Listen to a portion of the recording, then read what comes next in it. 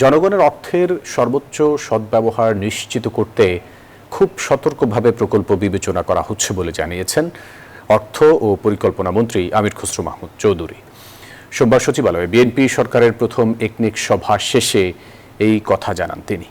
সরকারের নির্বাচনী ইশতেহারের সাথে সামঞ্জস্য আছে, দ্রুত এমন সব প্রকল্প হাতে নিয়ে জনগণকে দেয়া প্রতিশ্রুতি পূরণ করবে সরকার।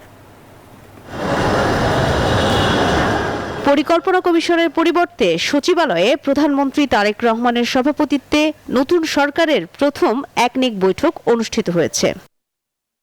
সভায় মোট ১৯টি প্রকল্প উপস্থাপন করা হলেও বিস্তারিত আলোচনা ও পর্যালোচনা হয় ৭টি প্রকল্প নিয়ে। বৈঠক শেষে অর্থমন্ত্রী এবং প্রধানমন্ত্রীর অর্থ ও পরিকল্পনা উপদেষ্টা জানান, আগের সরকারের সময় ১৩০০-র বেশি উন্নয়ন ও অবকাঠামো প্রকল্প নেওয়া হয়েছিল। এসব প্রকল্পের অনিয়ম ও যৌক্তিকতা খতিয়ে দেখতে প্রধানমন্ত্রীর নির্দেশে একটি কমিটি ক্রাঞ্চি রোলের ভিতর চকলেট ক্রিমের filling all time cream roll মুখে দিতেই স্পেশাল ইনসাইড গঠন করা হয়েছে।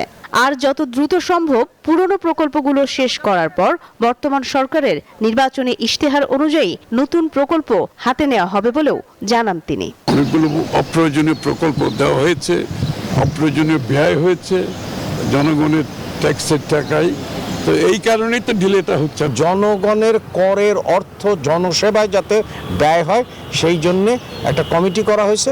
কমিটি এই যে ১৩০০-র অধিক প্রকল্পগুলো পর্যালোচনা করে দেখবে যে এগুলোর আসলে যৌক্তিকীকরণ আছে কিনা। এর আগে প্রধানমন্ত্রীর সাথে সাক্ষাৎ করেন ঢাকায় নিযুক্ত ভারতীয় হাই কমিশনার প্রণয় বর্মা। বৈঠকে দ্বিপাক্ষিক নানা বিষয়ের পাশাপাশি আলোচনা হয় জ্বালানি সহযোগিতা বিষয়ে।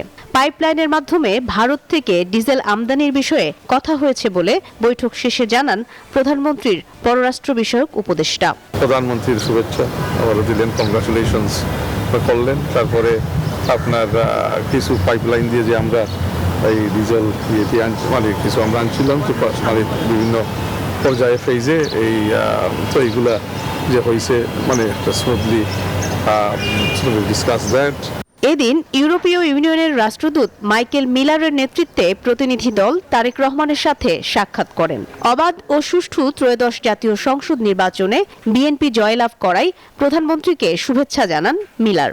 বাংলাদেশের সঙ্গে ইউরোপের দেশগুলোর সম্পর্ক জোরদারের বিষয়েও আলোচনা হয়। বাংলাদেশের দিকে এটা নতুন সম্পর্ক করতে সবাই মানে একটা তাকিয়ে আছে, সবাই করতে চায়। মারুফা রহমান, নিউজ 24, ঢাকা।